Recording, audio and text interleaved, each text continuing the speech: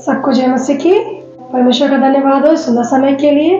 परमेश्वर ने सुंदर समय दिया और आज का वचन बहनों के लिए है और आज हम अधीनता के विषय में सीखेंगे। परमेश्वर के वचन में क्या लिखा है, पहला पत्रस उसका 3 अध्याय 1 पद पढ़ेंगे। वचन में लिखा है, हे पत्नियों अपने पति के अधीन रहो। परमेश्वर के वचन में लिखा है कि हे पत्नियों अपने पति के अधीन रहो। यहाँ पति और पत्नी के विषय में परमेश्वर का वचन बताता है, विशेष करके पत्नियों के विषय में, अधीनता के विषय में, क्योंकि परमेश्वर चाहता है कि हम आज्ञाकारी पत्नी और मान सम्मान करने वाली पत्नी हो, अपने पतियों का सम्मान करने वाली हो, आदर करने वाली हो। और परमेश्वर ने पतियों को सिर ठहराया है और हम उसकी देह हैं, अपने पति की देह है और पति सिर है, और इसलिए हमें सिर का आदर करना चाहिए। और हम परमेश्वर के वचन से देखेंगे कि हम कैसे उसका आदर कर सकते हैं, उसकी बात को मानकर, उसकी इज्जत कर कर। और कई बार हम जो है बात को नहीं मानते हैं, अपनी गलत बातों को मनवाते हैं और जिद कर लेते हैं। गलत बातों को भी हम कहते हैं कि इस बात को ये पूरी करें, लेकिन ये गलत बात है। हमें जिद नहीं करनी है, हमें आज्ञा का पालन करना है। हम अपनी गलत बात को नहीं मनवाएंगे।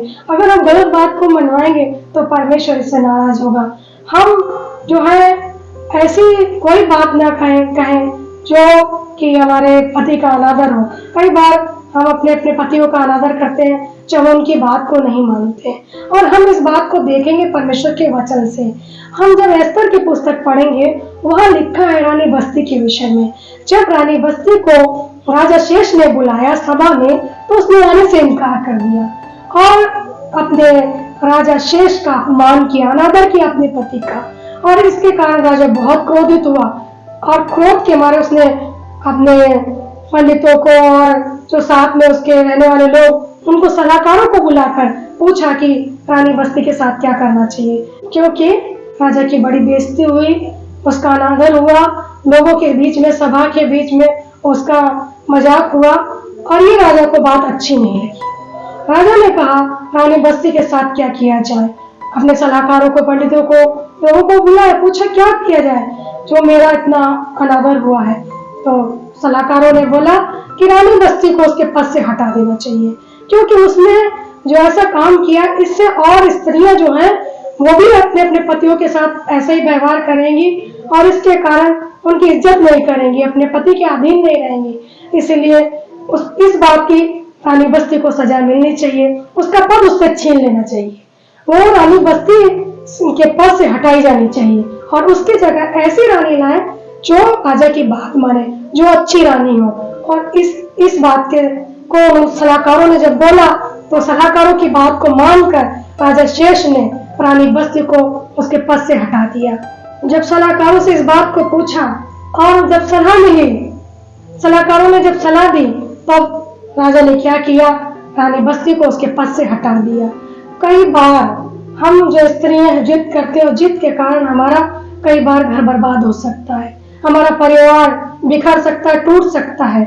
हमारी जिद के कारण, हमारे हट के कारण हमारा घर बिखर सकता है, हमारे बच्चे अलग हो सकते हैं, हमारे पति अलग हो सकते हैं, क्योंकि हम जो अधीन में रहना चाहते हैं परमेश्वर के वचन के अनुसार, हम जब अपने पतियों के अधीन नहीं रहते हैं तो उसका परिणाम बहुत खराब होता है।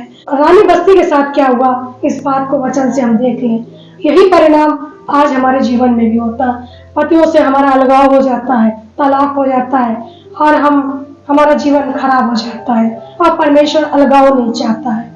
परमेश्वर चाहता है पति पत्नी प्रेम से रहें और अधीनता में रहें पत्नियां अपने पति की। इसलिए हम ये आज बहनों से कहना चाहेंगे कि हमें जो पद मिला है उस पद पर हम स्थिर रहें और अधीनता, अपने पति की अधीनता में रहें, ताकि हमारा परिवार, हमारा घर न टूटे और हम एक अच्छी पत्नियां कहलाएं और हम परमेश्वर के भय में जीवन बिताएं, अधीनता को स्वीकारें। परमेश्वर यही चाहता है बहनों से, और हम बहनें आज से कोशिश करेंगे कि हम अपने पतियों के अधीन रहेंगे और उनकी बात को मानेंगे।